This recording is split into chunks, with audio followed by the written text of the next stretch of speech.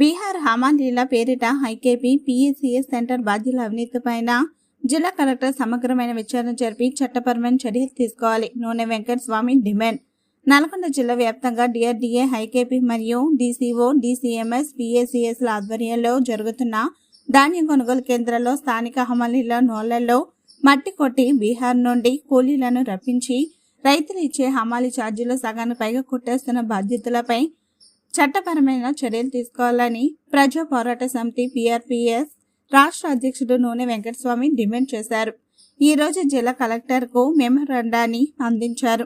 2 నెలల స్థానిక హమాలీలకు పని దొరుకుతుంది. దీనిని దెబ్బతీస్తూ స్థానిక భూస్వాములు, పెద్దదారులు అండదండలతో ఐకేపీ పీఎస్సీఎస్ సెంటర్ల బాధ్యులు జిల్లా అధికారుల అండదండలతో బీహార్ హమాలీలను తెచ్చారు.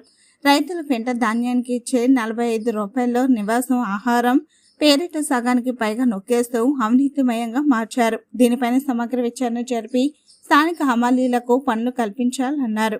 ఇందులో పీఆర్పీఎస్ నాయకులు నాగిళ్ల యాదయ్య, గ్యార సాలయ్య, గ్యార నాగరాజు పాల్గొన్నారు. పీఎస్సీఎస్ ఆధ్వర్యంలో స్థానికంగా ఉండేటటువంటి నిర్వాహకులు, అక్కడ ఉండేటటువంటి భూస్వాములు, పెత్తందారులతో కుమ్మక్కై బీహార్కు సంబంధించినటువంటి హమాలీలను రప్పిస్తున్నారు.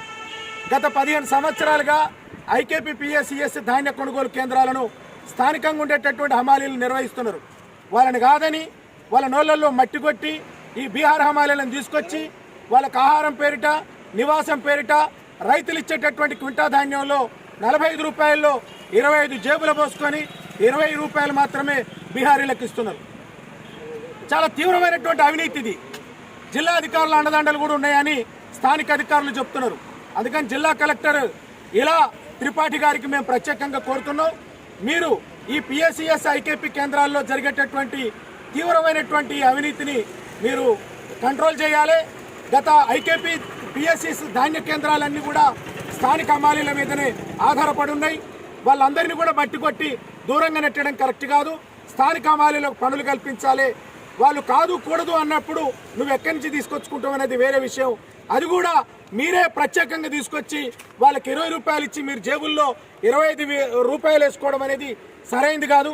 దీని మీద విచారణ జరిపి సరైనటువంటి చర్యలు తీసుకోవాల్సిందిగా డిమాండ్ చేస్తూ జిల్లా కలెక్టర్ గారిని కోరడం జరిగింది.